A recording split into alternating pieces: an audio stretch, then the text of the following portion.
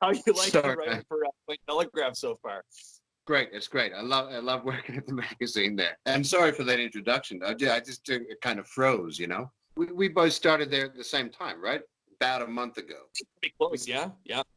So, Yeah. John Wright picked you up though, correct? Like, it was when John was managing editor that you joined, isn't that correct? Technically, I joined in November, but Oh, okay, it was around the same time. Yeah, I was doing a few little news pieces, but more recently I've been doing just focusing on that column writing. Are you doing stuff outside of the column?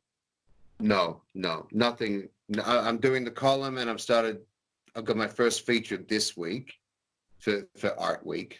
Yeah, There are. column, honestly, I'm feeling like that's kind of more my zone. I feel better there in a way, so I'm kind of glad to have that So opportunity. who picks the people? What's your kind of process? So far, what's happened is that John and I, John, the managing editor at Cointelegraph, for those who don't know, we kind of talked through some potential candidates. I had happened to interview Matty Greenspan on an investigative piece, and he said, "Hey, like he'd be a great person to talk to for this Journeys into Blockchain series." And since you already have that communication open, and he was very willing to talk, that's where I started. That was really interesting talk, actually. He lives in Tel Aviv in Israel, and because of the time zone differences, you have to coordinate. Okay, when do you talk to this person? Well, he's open. Like I couldn't believe he's like, oh yeah, we can talk this time. Talk this time. Like the first time I spoke to him, I just literally he doesn't know me from a hole in the ground. Okay, and I send him a text on Twitter on a direct message. I'm like, hey, this is Darren Klein from Cointelegraph. I'd love to interview you. This is beforehand, right? And he's like, oh yeah, we can talk right now. I'm like, okay, right? So I sit down with kind of like this with the phone, and we just had a conversation right off the bat like that. So just a very friendly guy. It's kind of funny though, because when we had the interview for the piece, his kid was up with him, like I don't know, he's like 9-10 months old, something like this. Right. And you got like Sesame Street going on in the background, and it was just very surreal. It just didn't seem like this guy you see on Bloomberg or Fox or whatever. Yeah. It's an interesting experience. Oh, that's cool. You're 4 or 5 pieces into the Journeys column is well over a month into it, right? Just now into a month. Yeah, I'm working on my 4th piece right now. I just spoke with Ron Resnick of the Ethereum Enterprise Alliance. Yeah. Oh man, that is a smart guy. Wow, crazy stuff. Yeah, so that'll be coming out this week, I guess. Yeah, and then you've been doing it's the Epic Fail and Nailed It. What's it called? The series, is that what it's called? It's Epic Fail versus Nailed It, and right. We've last week the penultimate one that I did was a Justin Sun versus the state departures, and what went down on Twitter and Reddit the next day was something to behold. That was when you shut the computer, don't look at Twitter, don't just ignore it all, because you got roasted basically. Yeah. Evidently it got a lot of hits from social, which is reasonably it got an unusually high amount of hits from social, but I don't think a lot of them were fans of the piece. I mean, you get that happens, it's fine, but it was I needed to ignore the stuff that was going on around it. Just write it and walk away for a couple of days. I don't know, but if you look at the whole situation, it was very much worthy of criticism. I mean, that's the thing. So many people were defending it. I think that goes without saying, and I don't understand the Tron Army and why that. I don't get it. I don't get their fidelity to Justin Sun whatsoever. But it's strong, right? So they're bag holders. That's all it is. Yeah, they're holding Tron since it was 20 cents, and they're like, okay, when am I going to make my money back? That's where you think. That's all you think is going on? I think it's a big part of it. I mean, isn't that true for most of these altcoins? I'll call them altcoins. But, isn't that the case? That a lot of it is just kind of a blind loyalty in a lot of situations? Don't you think so? For self-interest, to return to prices where you can actually afford to dump them. I'm wondering though that if the health of the network is going to be the most important factor in getting those prices back up to perhaps where a person bought them. And I've got some altcoins that I think are absolutely terrible, and I think lots of people have. And criticizing the people who created the thing and who are destroying it as they go, I don't think is necessarily unhealthy for the network and therefore unhealthy for the token price in the long run. Yeah, I'm not sure about. And far be it for me to read anybody else's mind if that's what if that's primarily what people are concerned about, and that's why they defend actions that are not worthy of being defended, then far be it for me to criticize. But I don't know that it's particularly self-serving to do that. Yeah. Well, I look at the whole premise of this decentralization that we're pushing for, and you look at Steam as, ideally speaking, decentralized, sort of social media, right? And then another decentralized platform basically buys it and goes, hey, let's this consensus system that's so decentralized that we can just overtake it with a few parties. I really think it points to the flaws of delegated proof of stake. The implications for it are pretty big, right? When you can just kind of hijack a whole network like that. I actually have a different perspective on dPOS, and so in the Tron network, it has always been that vote buying was completely fine, and that's what they do. That's how it works, right? You vote for super representatives who are giving away all the money they make in Tron to the people who vote for them. They're not hiding the fact that their vote buying is fine, right? Right. Representatives buy votes. That's how it works. That's how they get support. I'm not sure if the incentives are aligned so heavily toward the block producers buying votes. I'm not sure why it's so important to prevent that from happening, because you're working against natural incentives. So people are going to buy votes. If it's going to happen anyway, if you assume it's going to happen anyway, because that's what the incentives would create, I'm not sure why I don't just kind of allow it to happen. I'm securing this network for you. Please vote for me. And in case you needed any more reason to vote for me other than the fact that I'm securing the network, I'm going to share some of my income with you.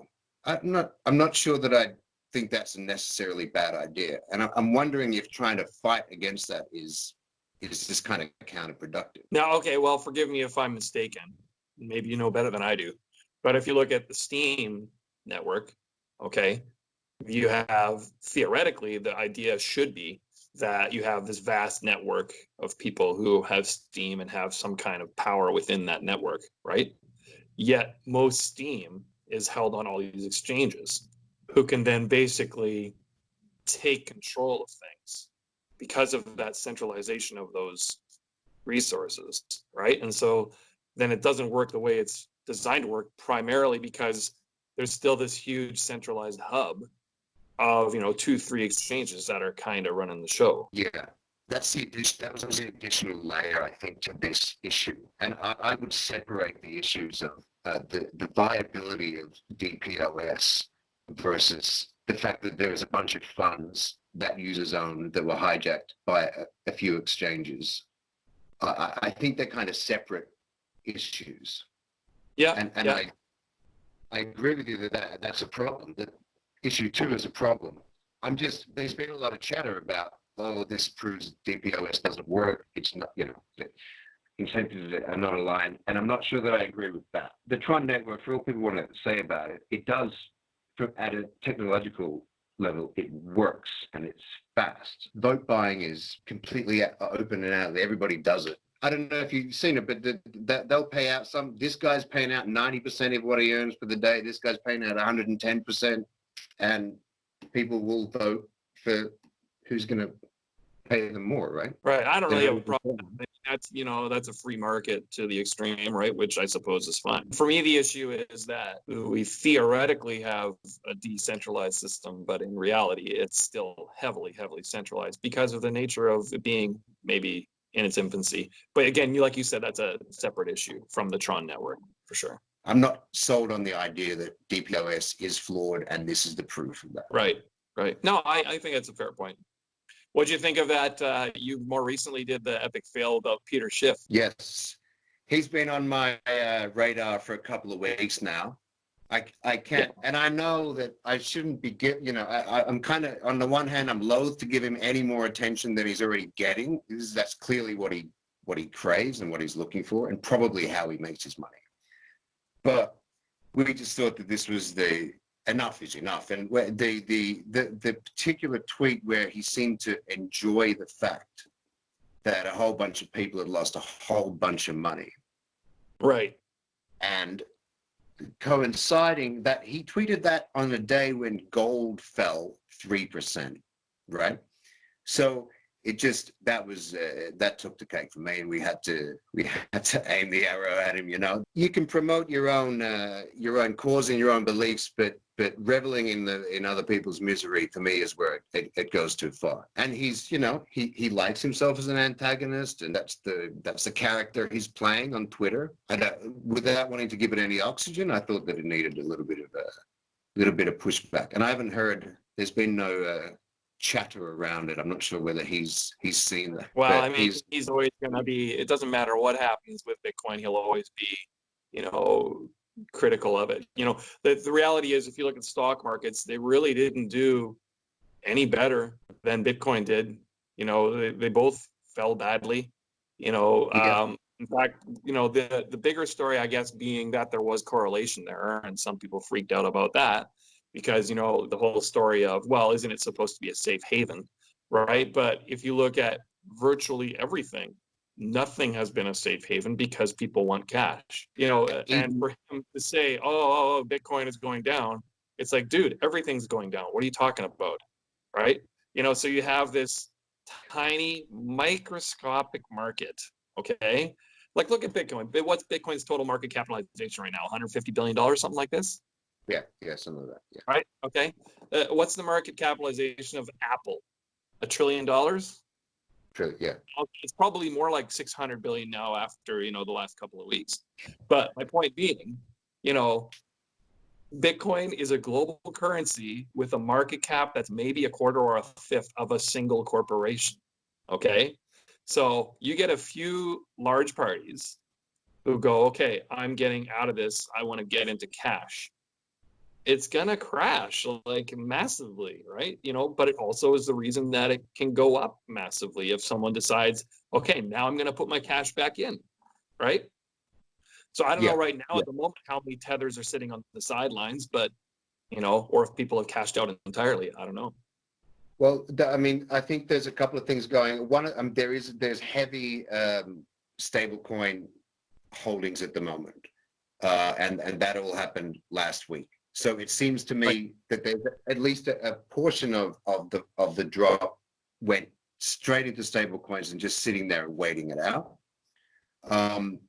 There is a little bit of evidence, however, that people needed to cover short positions and stuff in equities markets. So the institutional traders did leave the crypto markets, at least at this temporary stage.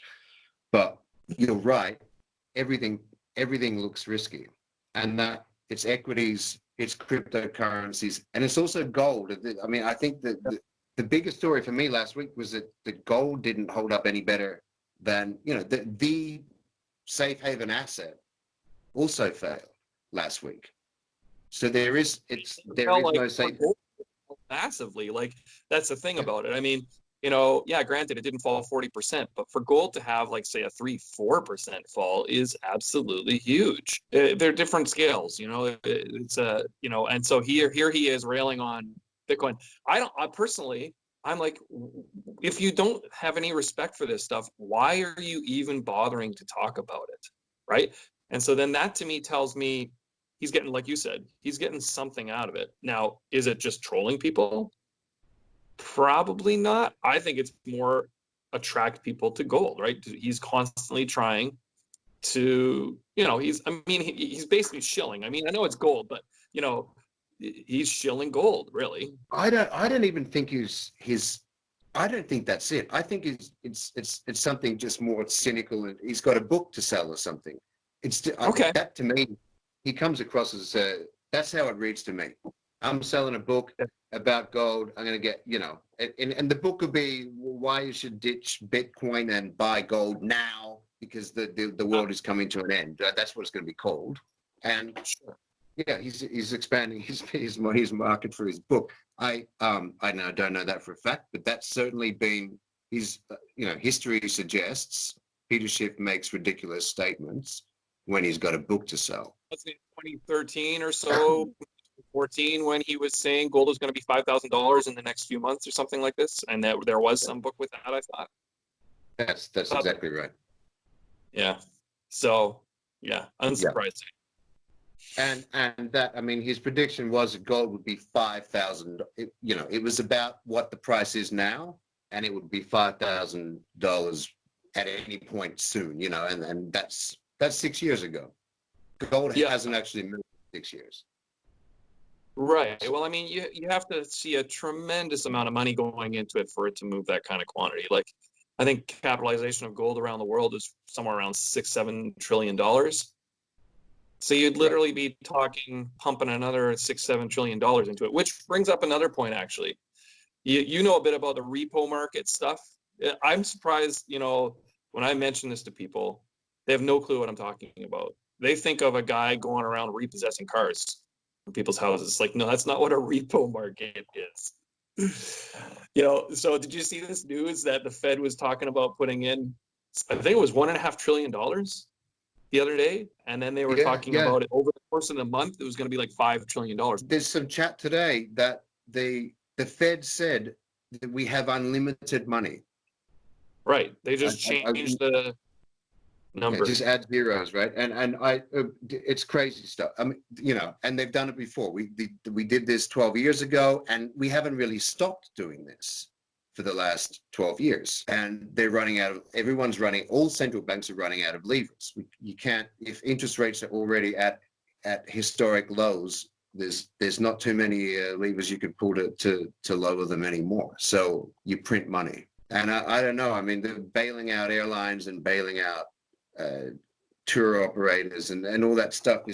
We've been down this path 12 years ago. If you need to rescue a few industries or large corporations in some industries, I can kind of get that if it's a short-term measure and they need to repay those loans at interest, but protecting a lot of jobs and stuff. But the fact is they've been pumping up equities. They've been creating bubbles for 12 years.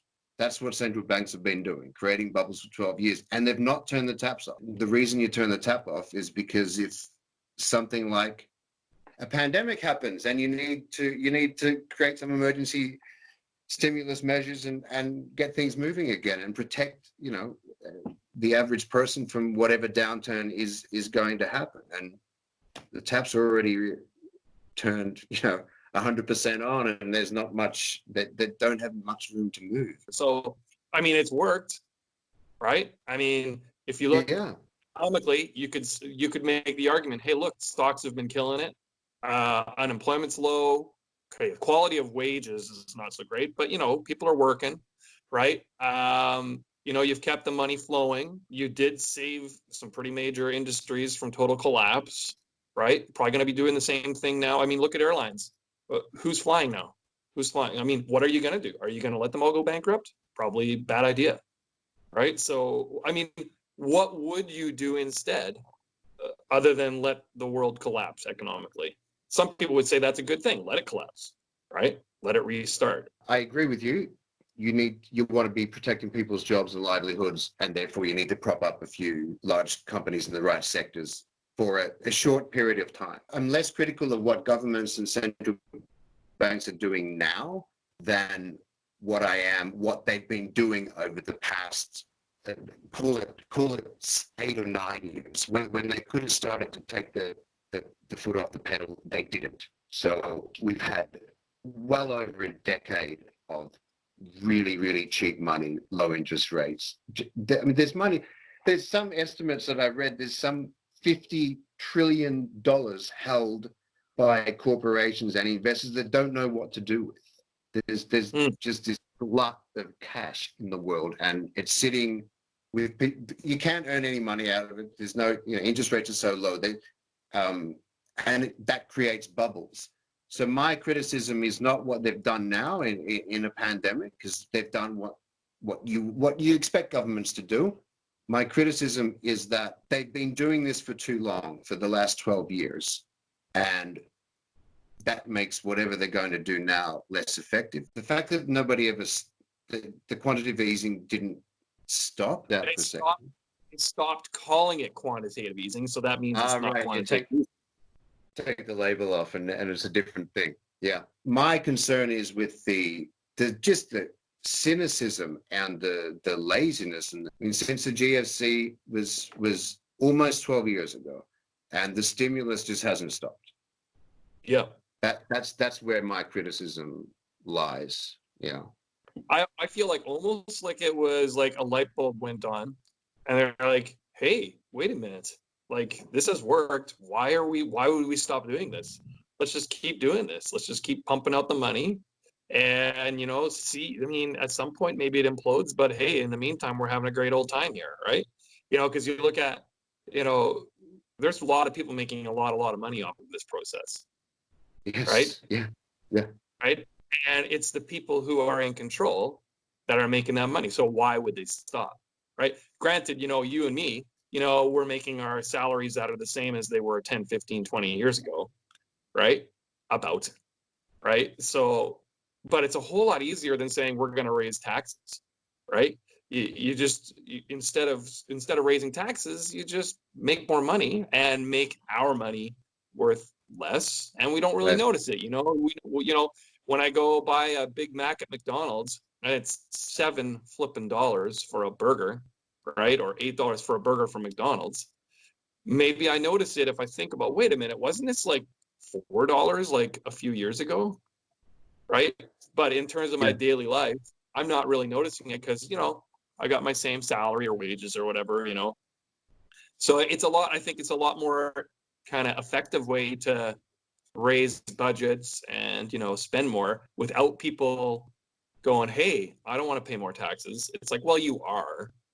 You're paying taxes. It's just that they're not called taxes. You think that it's politically, because it's politically viable and the easiest thing to do, and bearing in mind central banks are supposed to be independent of government pressure, right? Yeah, right. Then, so I can see that why it's understandable why it would continue on with this process, but at some point someone's going to turn the lights off. And someone has just turned the lights off now. If I'm doing my job properly, I'm going to foresee that we got to return things back to normal in case something bad happens, because bad things happen, right? Yeah. And yeah, granted, if you look back, say 25 years, you're like, holy shit, you remember when you could buy a burger for $2? It doesn't feel right. It's like, have you watched like any of these talk shows, late night talk shows without an audience? Yeah, I know what you mean, man. It's terrible television. It's awful television. Yeah. Even a golf clap help, just someone there like. You wonder why. You could actually put some sound effects in, right? The roaring crowds and it's just SFX. That way, don't they? Don't they pipe in crowd noise? Isn't that one of the stories that they were doing that? I think Seattle, they were criticizing the Seattle Seahawks. Were there criticisms of them a couple of years ago where they were piping in crowd noise? I'm pretty sure there was. I thought so. It's considered the noisiest stadium in the NFL. Is it Kia Arena? Is that the name of it? I don't remember. I could be wrong. But anyway, no, there were criticisms of them piping in sound because when the away team would be in the huddle, they can't even communicate with their own teammates because the crowd gets so loud, right? And so it's harder when you're playing there as an away team because it's a bit more difficult to coordinate. You get more offsides, accidentally, snapping the ball at the wrong time, whatever. So it's a strategic advantage for it to be noisy, right? But with the intention of affecting the outcome of the game?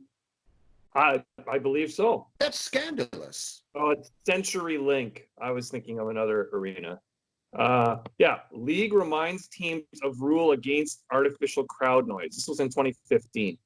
Okay, it says, remember Deflategate, where they deflated the footballs in order to make it easier for the Patriots, right? They lowered the amount of air balls so it's easier to throw, right? It says the Falcons. It was the Atlanta Falcons who were using artificial crowd noise in 2013 and 2014. So yeah, literally they're piping crowd noise in, which when you're there, you can't discern between the crowd noise that's being piped in and the crowd noise that's actually authentic, right? Like, how are you supposed to tell? This is outrageous.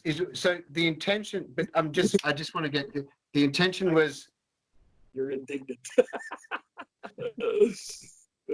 This will not stand. Yeah, no. So I mean, if they wanted to make better television because the crowd noise was there was the sound of a bigger crowd than there actually was. I'm down with that. I'm not, if they were trying to actually influence the outcome of the game by not allowing the opposition, the visiting team to strategize. It is part of the strategy of football. I mean, if you ever watch American football, do you ever watch American football? Yeah, not a lot, but I do. You'll see players, when they're on defense, you'll see them doing the, come on, make noise, everybody, make noise, when the away team is trying to call out their plays, right? Yeah, oh yeah. That's why a lot of teams have gone to just silent snaps like they just all do. I don't know how it's done. I know that the quarterback has a microphone in his helmet and he can communicate with the coaches, but not everybody else has that. So they do a lot of silent snaps. They do a lot of ones where it's just practiced, rehearsed. But I mean, that takes some serious discipline and coordination for that to work well, right? Because you look at some of these teams. Anyway, this is a bit off topic, but I know. my point being, just pipe in the crowd noise. You've got the technology. We all know you do, you cheaters. Just turn it on. Everybody's going to notice. Yeah. You're going to be like, oh, okay, so that's what that artificial crowd noise is. Right? Well, and while you're at it, put blow-up dolls or something in the stands. Just make the thing look and sound like there's a ton of people there. Right, yeah. Just, I don't know, have a fan blowing on them so they kind of move around a little bit, And when there's a score, turn the fan up and they'll move around more. It's a good idea. It could work because it does lack something without the crowd interaction there, right? Like even watching some comedy where there's nobody laughing, like in say like late night show or whatever, like Jimmy Fallon or Stephen Colbert. I mean, I was watching one the other day with Stephen Colbert with no crowd, and he's still genuinely funny. He still is. Yeah.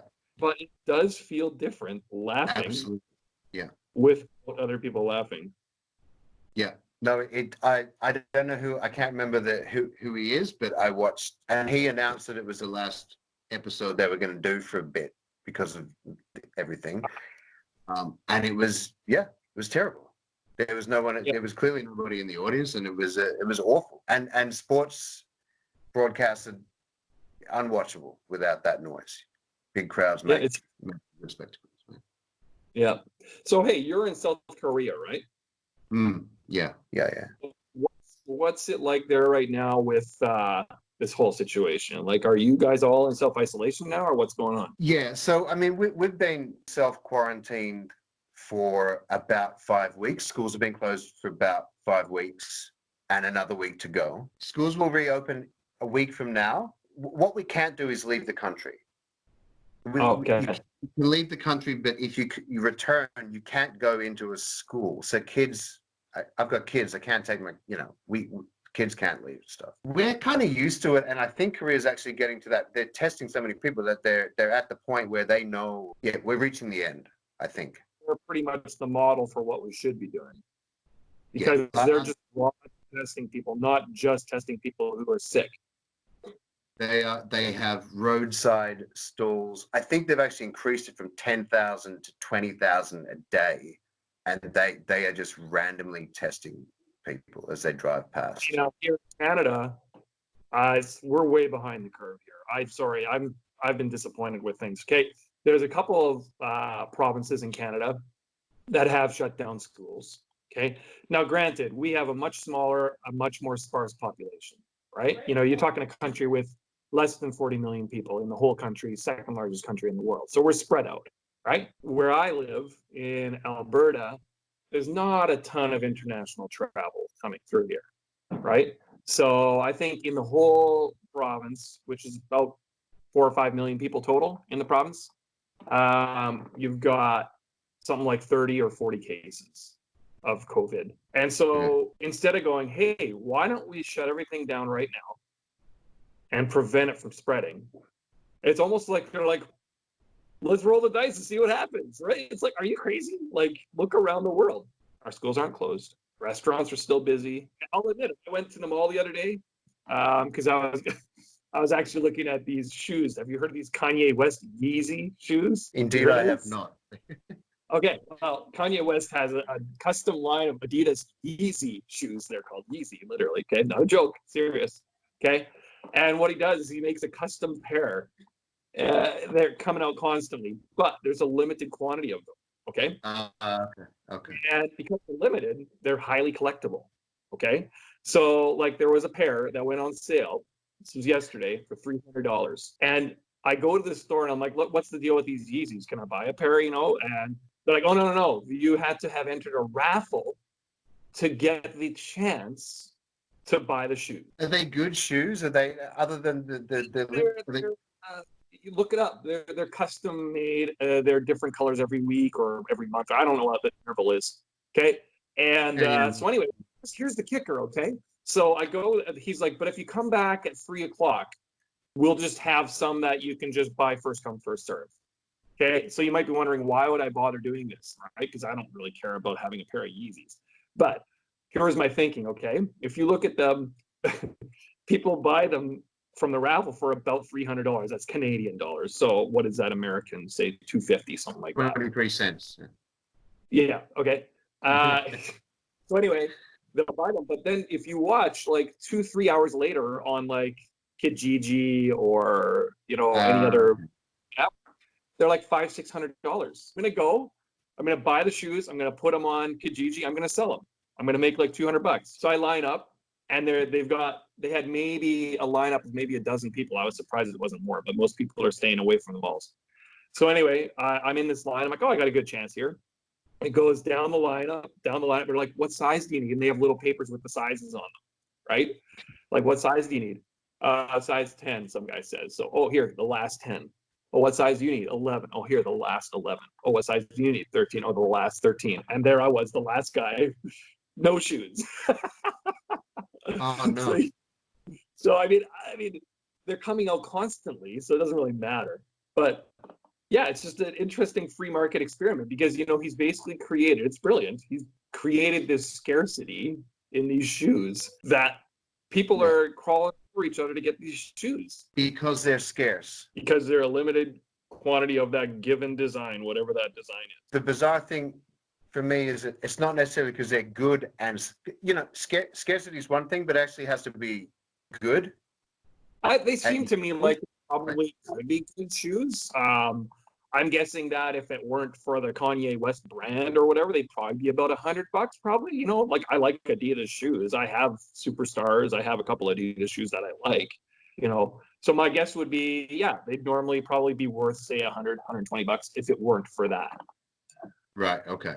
So they're 3 times the price at retail, and then people are selling them, flogging them off on Amazon, like your friends in BC did to the kitchen wipes. Yes. Yeah. Right. I don't know, man. There's some times where, you know, we're all in this together. Where are we helping each other out, or are we just trying to stitch each other up? I think it's in poor taste. Obviously, be a mercenary and take advantage of people in these kinds of situations, to me, is not, because potentially they could have caused some loss of life. You know, right. There may have been an older couple just after them trying to buy those same things and could certainly not afford the prices they were charging on Amazon. I get it. It's a free market. You can scalp. They're scalping, right? They're scalpers is essentially what it is. I don't know. I kind of think that it's important. I wouldn't be admitting it. I'm okay with a pair of Yeezys, but and making a little off that, because that's not going to affect anybody's life, right? But I don't know. Yeah. I mean, you could make the free market argument that it'll balance itself out, right? Like if everybody's hoarding this stuff, at some point, the price will find its place. When these hoarders end up with a garage full of Lysol wipes and nobody wants them. Yes, I mean, and they spent 70 grand up front and made 100 something back. So they did take a risk. That there's an optics about this kind of thing. Yeah, like you said, KanYe West limited edition, easy shoes. Go for it, man. If people are going to pay double the price, because don't fine. call it Yeezy. It's Yeezy. You can't miss the Y. Yeezy. Oh, Yeezy. Yes. Okay. Yeah. You don't want to be caught on camera saying KanYe West Easy shoes. We had this guy. We had this. I think it's still got in Australia. It was baby food. What do you call it? Baby powder. Food. Yeah. Okay. The Chinese. There was a demand for high quality. What do we call that, man? There's a story where there was like lead in it or something like that. So then everybody was throwing out their baby powder, and then all of a sudden there was nothing. Yes. Okay. That's it. So you could sell them at 3 times the price in China. So you buy them in Australia, ship them to China, and sell them. And that was going on. And supermarkets would have to limit baby powder because there's Australian people who have babies and need to feed them, and they can't, right? There's none of this stuff left. And the Australian market. I'm going to interrupt you there. I'm going to interrupt you. There is a story of a company who was selling fresh air from Canada in the Chinese market. Okay, so literally, you buy this air that's been captured. It's been captured in Banff in the mountains in Alberta. Clean air, okay? You take it home. This is true. Okay? Sold on eBay and you buy it, and you can have a nice deep breath of fresh air from Canada. Let me see if there's still any for sale. This was a few years ago. And here was my idea, though. I thought this was a better idea. Instead of me canning fresh air from where I live, which air is clean, pretty good, in Alberta and Canada, here's my thought.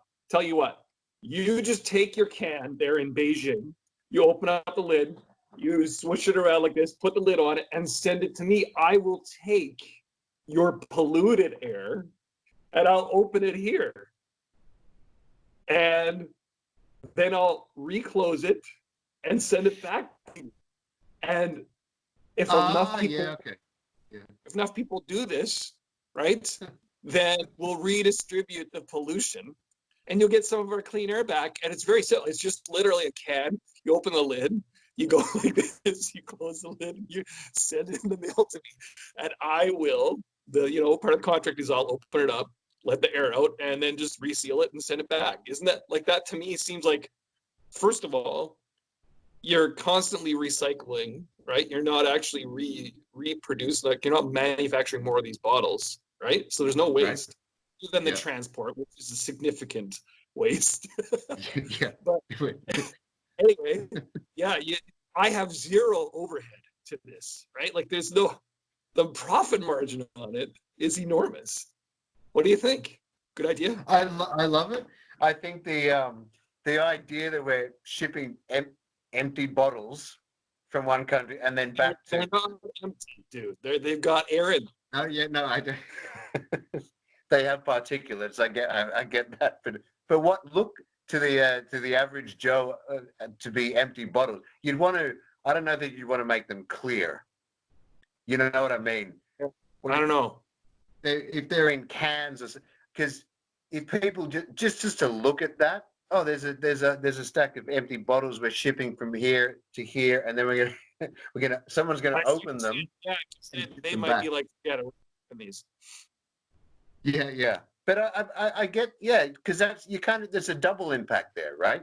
You're not just selling clean air, you're buying dirty air and sending clean air back. It's 2 times the effect.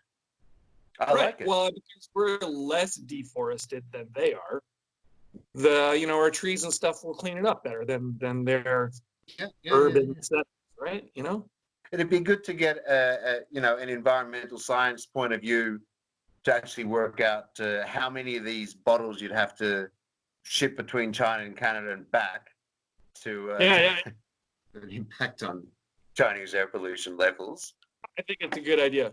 But it's single use, right? You're literally opening the thing up, breathing, and that's it. I think when they had like a little mask on them, I remember seeing them, and you got a good few. It wasn't just like one puff. It was a few good deep breaths of nice clean air.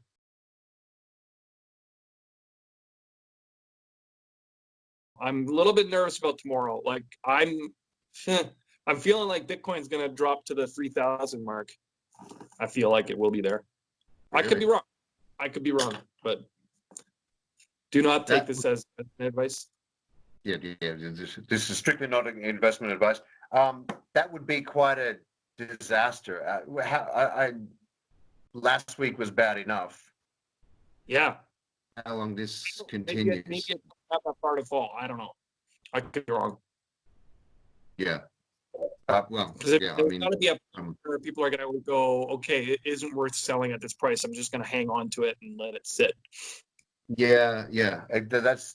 There were I can't remember who did it now. A token analyst, maybe it was, who measured.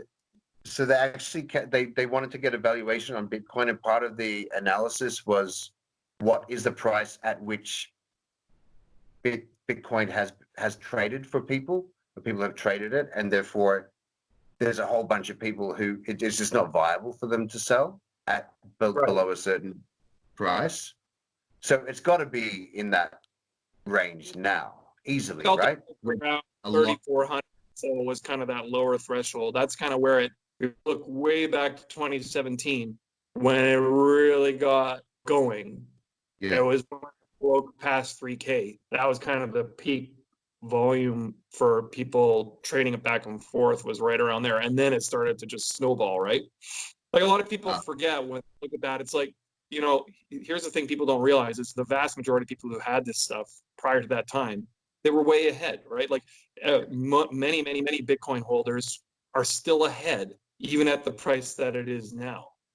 Yes. Right. It's just that a lot of people bought it during the really brief window where it was crazy high, right? So the kind of the larger scale psyche is that, it went down in value, but for most people who held Bitcoin, it's still good. It's still in the black. I don't know why I think this, but I think I've obviously seen something somewhere that the vast majority of all those people who bought it at bubble prices at the end of 17, early 18, sold it pretty quick. They just couldn't. I don't want to deal with this. It's too, the volatility is too much. So, or they bought like $50 worth and they forgot about it, and it's on some old phone and they don't even know. Right. Or it's sitting on a Coinbase account somewhere and they've never touched it since, right? Yeah. The thing is, if you look at the miners, who are producing, how many Bitcoin is it right now every 10 minutes? Is it 12 and a half? Yeah. Is that right? Yeah. That's the block reward, right? Yeah. So, those guys, they're not holding that Bitcoin. They sell it, just keep things going, right? Like they sell it the moment that it's rewarded, right? So you're talking every 10 minutes, these Bitcoin are coming onto the market, and they're still holding value at, what is it now? 5,000, something like that? What is the price of it right now? Last time I looked, it was 5,600. That was on Friday, though. Right. And so if you look at electricity costs, around the world or whatever, so I find amazing. I find it remarkable that it hasn't fallen. Like, how is it that it's still going so strong? And if you look at, people were talking way back when China was first hit with this coronavirus, that it was going to plummet. And I'm looking at the chart right now. It's still climbing. In fact, there's the ups and downs, but they're no different than any other ups and downs there have been for months now, which is amazing because if you look at these, mining facilities in China or whatever, how is this still happening? I tried to line up an interview with a Bitmain. Did I tell you about this? There was an executive at Bitmain, and I tried to line up an interview with them about what the situation was there. Did I tell you about this or not? No.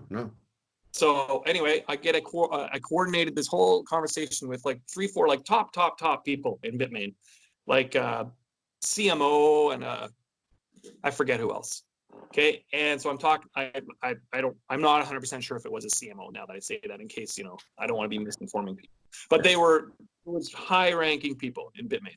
Okay, and I was like, so like, can we line up an interview and ask you like, what's the situation? What's going on in China with this whole virus thing? Like, how is this going to work? Like, how are you going to maintain these mining facilities and so forth? Da, da, da, da. They're like, yeah, sure, we'll talk. So I line up the interview, and she starts off the interview saying something along the lines of, yeah, we'll talk tomorrow sometime in detail, sort of thing.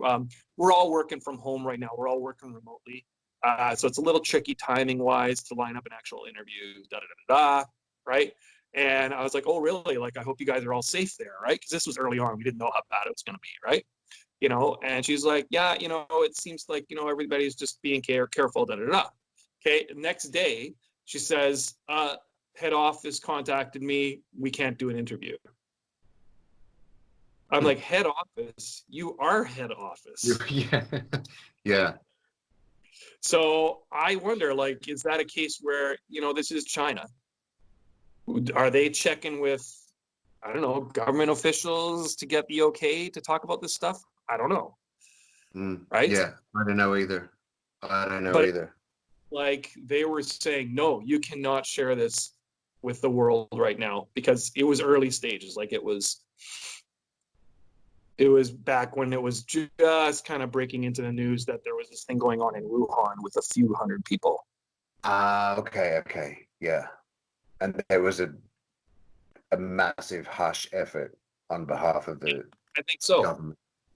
I think they were told, no, you're not talking to them about this. But anyway, nonetheless, the numbers don't lie. Like, I'm looking at it on my screen right here, right now.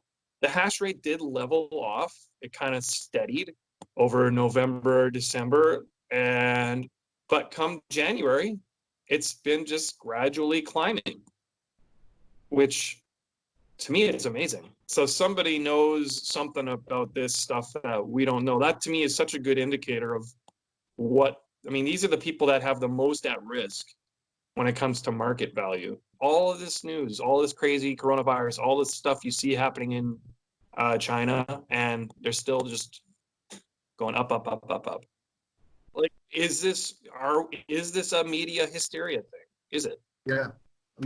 So those numbers say that everything is actually fine. Maybe there's no correlation there at all. Yeah, I to be honest, I can't remember a lot of reporting about any interruption in Chinese mining operations at the height of, at the start of the year when China shut down. So I remember seeing there were a couple of facilities that had to close, but not necessarily for a long period of time, and that wasn't particularly widespread as I know it. Right. Well, and again, it's a case where if you look back in history, last time there was a crash prior to this one, there were pictures of these miners just in huge piles out on the street, right? And it would be like a photo of like a pile of ASIC miners, and everybody's freaking out. They're like, oh, it's over. Bitcoin's dead, right? And it's like, no, they do this all the time. They're constantly getting rid of these and replacing them. It's normal. Yeah. Right? And of course, it turned out there was a slight difficulty adjustment.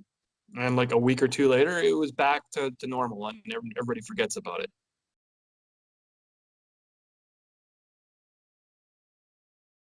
So how you're saying school's going to be reopened a week from now in South Korea?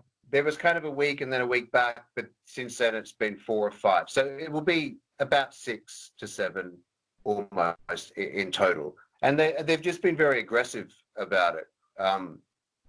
Now all it does look like we're coming to the end, and Koreans there's caution, but there's no alarmism. Daegu is a city 2 hours south of Seoul where the bulk of the problem is actually, and always has been. And they can't do Chinese style shut the city down, but Sure. they did everything but that, I guess. And Right. Koreans are smart, man. They're people are sort of going about their everyday, just being a little bit careful. The distancing. I mean, I know people are very conscious and aware that they have to everyone just gives each other as much space as they can, and no one gets in people's faces. And I've been really impressed by Korean government and the society and the way they've just managed to cautiously go about their everyday lives while taking those precautions and doing those extra little things and trusting that Right. they'll get to the bottom of it really quickly. And the testing has just been insane. It's now it's the safest place in the world to be, I think, just about, Yeah. Yeah. Well, and that's the thing here where I am in Alberta, in Canada. It's kind of province by province. They have their own policies. So, Right. but they're only testing you if you're symptomatic, and mostly if now it's changed. At first, it was only if you traveled, but now it's also if you're symptomatic, right? And it's like, but guys, like this is something that can be asymptomatic for how long? A week? Something like this? Yeah, or forever. Right. Already had it. I don't know. Yeah, you could, and you'd be. It could be in what's that word? A period of when you. Incubation.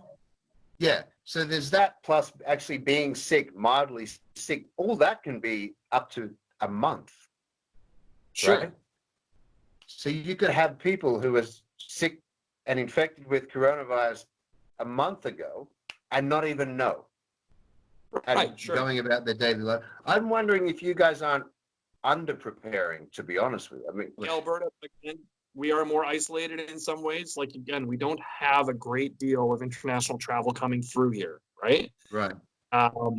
But, yeah, I don't think it's a good idea that we still have our schools open. I think, yes, it obviously would create a problem for some people. Here's where I do see there's a valid point is all these kids being at home while the parents are working. Well, who's going to take care of these kids? Well, a lot of time it would be grandparents. Yeah, so workplaces would adjust and help parents with kids figure that out.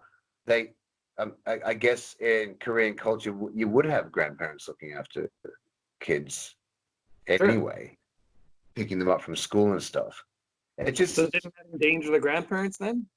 Yeah, well, yeah, it does. But what's I mean, particularly here, kids are going to see their grandparents every day. So if they're going to school, contracting the virus and coming home and giving it to grandma and pops, it is safer for them to be at home to not be at school. The issue, I think, I mean, and I can see that the problems of, who feeds the kids and can the parents still work and all that stuff. But schools are, I mean, you would know, schools tend to breed like petri dishes for viruses in a couple of months, eh? Yeah. Well, they're telling us, well, have the kids sit further apart. It's like there's no further apart for them to sit. Yeah, right. There isn't. Okay. So obviously we're doing what we can to be as clean as possible, reminding kids to wash their hands. And, I don't know if we even mentioned I was a teacher. Yeah, and, for example, physical education classes. Okay. How exactly does that work with any sport? Okay, I guess you could play badminton. Okay. How many kids can play badminton at one time in a gym? Okay. Let's play basketball. Everybody get your hands on this one rubbery surface, right. And then wipe your faces and then scratch your eyes. Yeah. Okay. So soccer, maybe you do soccer. Just don't make any personal contact. Yeah. Okay. So maybe we do cardio every class. We're gonna do like P90X or something. We're gonna do like Sean T Insanity 3 times a week with kids. They'll love it. It'll be great. So we obviously do some cardio activities with them, right? But how does that work? How are you supposed to make this work in a school setting? Okay, at the same time that they're saying this, they're saying we shouldn't have gatherings of 250 or more people anywhere. There's schools with 3,000 kids in them. So that's bizarre. This doesn't make, these two things can't be true, right? It's completely bonkers. So in Alberta, you're saying they've banned large gatherings. Yes. Unless those gatherings occur at schools. Games, the whole hockey season, NHL season's been postponed. Okay, because they don't want that many people gathering in an arena, right? Yeah. Same with the NBA. Right? The NBA got postponed too, right? Yeah. The government's not meeting together. They're on a pause. Okay, of course. Everything else, no libraries are open. But yeah, let's all gather in schools. And this is in Alberta. There's a few states, provinces that have. Yeah, it's a western province in Canada. The westernmost is British Columbia, and they haven't closed schools yet there either. And again, now that's where Vancouver is, and that's a lot of international travel coming through Vancouver. I'm honestly stunned that they haven't closed schools yet. You're flirting with date. I mean, you've seen what happens when you don't get on top of it ahead of time, and it seems odd to me, I have to say. Yeah, I don't get the thinking of it. I don't know if there's economic pressure there on them to just kind of pretend it's not going to get worse. I don't know. It just might be that they've done the calculations and it just the impact on parents who both work may be such that it's completely implausible. I'm just trying to think of why you wouldn't. Some kind of like temporary, like an unemployment kind of insurance type payout to everybody. That can't work. Like, obviously it'd be costly, but I mean, how would you make that work if you were to say, okay, everybody don't go to work, stay home? Because I mean, you got to buy food, right? Even if they push the pause button, like Italy said, okay, we're pausing mortgage payments and rent payments and whatever, and all those things for the next, I don't know how many months. Even if you do that, you still need to make some money for food. So what do they do to make that work? I don't know. I think there's an element of denial here because of the fact that we are somewhat isolated. Like, realistically, 40 cases in a population of 5 million, none of them became critical. That's the other thing that surprises me about Canada is why it's been so, it seems to be immune from this, relatively speaking. And I don't mean in a medical way, but you guys have you have cold winters. You've had surprisingly few cases at all, and we're already like 5 or 6 months into the winter. So I would have thought, and flights from the Chinese population in Canada is large, right? In Vancouver, and I don't know why maybe you've dodged a bullet. I don't know. I know Ontario, which is Canada's largest province in Eastern Canada. It's where Toronto is. It has the most cases, which only makes sense because there's 10 million people there, right? Largest part of Canada's population. And I think they have about 160 cases or something like that. Is that underreported? I don't know. The Prime Minister of Canada and his wife are both in self-isolation because his wife was diagnosed with it. But that's because they had been in London. Almost all of the cases where I live are travel related. So I don't know, maybe it is a bullet dodged, but then to my thinking is, okay, well then let's close every avenue of like schools being open or whatever, and let's just nip it in the bud, right? Let's just yes, right. I totally agree. It's like they're playing with fire. They're like, oh well, maybe it'll get worse. Let's see what happens. Yeah, I mean, if Japan and Korea are the models to go by, that's what you do. You get on top of the story before it happens, and this seems odd to me, Canada's response. If it starts, it's a 3-month game. I think if you're serious, that's if you're China serious about it. It's a 3-month game. So you want to get it started. Either don't allow that to start. In the tropics, the numbers are a lot smaller than in non-tropical areas, which does suggest to me either underreporting or that this is seasonal. Okay, but, interesting. That may be hoping for the best. I don't know. I like the fact that the public's panicking and you're doing all that other stuff that everyone's doing, buying toilet paper, the silly things, right? You guys are doing that, as I understand, but you're not doing the other things that would. You shut down crowds, except schools where this thing is just going to spread through, and then grandma. So we've warned Canadians to get their act together in their preemptive strike against the coronavirus. I hope they do, or I hope that it doesn't. Geez, but I would be quite concerned, I have to say, if I were living there at the moment. You know, there's a lot of people out there that are worse off than I am. So yeah. I think it's just the economic impact that it will have if it gets big versus the economic impact that it will have if it doesn't get big. So if you can do stuff to make sure it doesn't get big, you should do that. Seems logical, right? Call me silly, but yeah.